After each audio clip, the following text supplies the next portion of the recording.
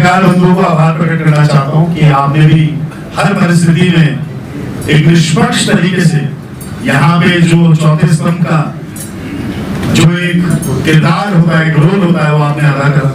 आपको आपकी निष्पक्षता के लिए और जिस प्रकार से पत्रकारिता के आपने उच्चतम मानक प्रस्तुत करे, उनके लिए मैं आपको बधाई देता हूँ।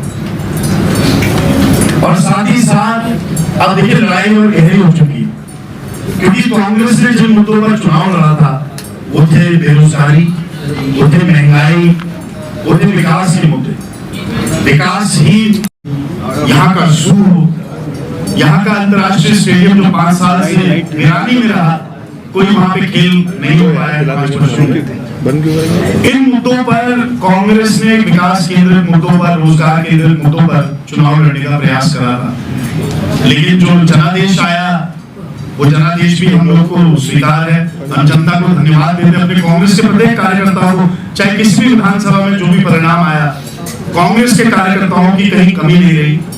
और मैं उनको विशेष बधाई और आभार प्रकट करता हूं कि विषम परिस्थितियों में उन्होंने अपने अपने जहां पे भी लोग थे एकजुटता का उन्होंने प्रतीक करा, एकजुटता दिखाई और उनको चुनाव लड़ाया। तो आज फिर से उन्हीं मुद्दों के बीच में, क्योंकि हमें विपक्ष का फिर से ये जनादेश जो है, कांग्रेस को इस जनादेश में विपक्ष में फिर से बैठा है। पिछली बार हमारे 11 विधायक आए थे, इस बार हमारे 19 विधायक आए।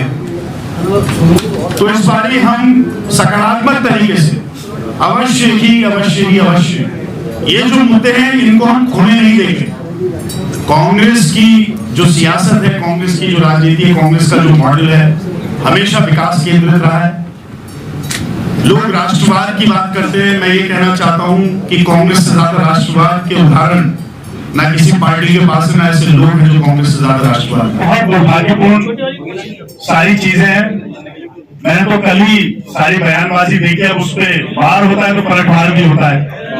ये सब हमारे मार्गदर्शक है, देखिए ये हमारे सीनियर्स है। हार जीत अलग चीज है, हार जीत सिक्के के 2 पहलू हैं। मैंने आपसे क्या कहा, सुमित निर्देश कहीं नहीं रुकेंगे। सारे प्रस्ताव, सड़क भार, गली भार, मोहल्ले भार, और ये नहीं देखेंगे सुमित निर्देश। जैसे भारतीय जनता पार्टी के जो प्रत्याशी थे, उन्होंने, उनको जब अवसर मिला तो उन्होंने कुछ क्षेत्रों में काम करा। वोट पड़ा हो नहीं पड़ा हो, चाहे उनके पड़ोस की गली खराब होगी, मैं वहां का भी प्रस्ताव भेजूंगा। चाहे वोट पड़ा हो ना पड़ा हो, इसमें कोई भेदभाव नहीं होगा।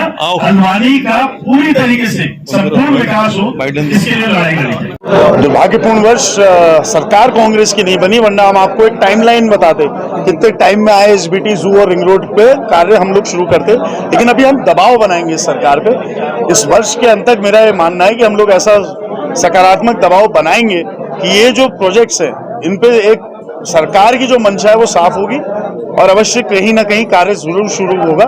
ऐसा हम दबाव बनाएंगे। इन भारतीय जनता पार्टी की आदत नहीं है काम करने की, तो शायद थोड़ा अगर हम जैसे युवा लोग जो है उनको पुश मारेंगे और समझाएंगे तो शायद क्या पता प्रदेश का इस बारी उद्धार हो जाए विकास संबंध। ये बहुत दुर्भाग्यपूर्ण है और मेरे ख्याल से कांग्रेस के आंतरिक मंच में तो कह रहा हूँ 70 के 70 प्रत्याशियों को बुलाया जाए, हारे हों जीते हों, और एक मंथन शिविर उनका रखा जाए और एक चेन उसमें समझ में आ जाएगी किन कारणों से हम हारे हैं।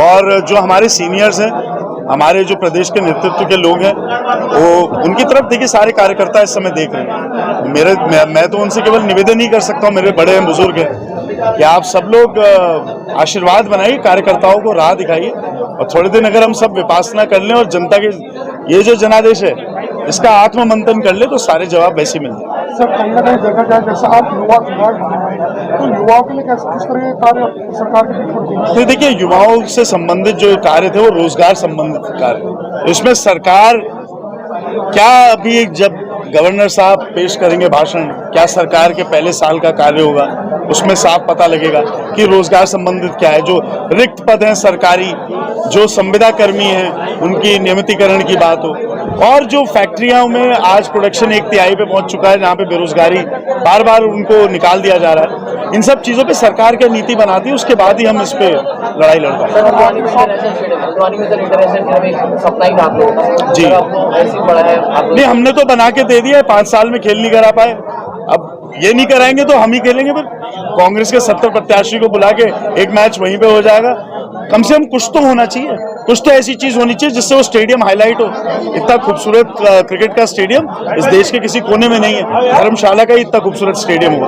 तो आवश्यकता है कि यहाँ पे जिले स्तर से लेके स्टेट स्तर से लेके रणजी स्तर तक कम से कम कुछ मैचेस तो शुरू कराया जाए। इस पे सरकार पे दबाव बनाए।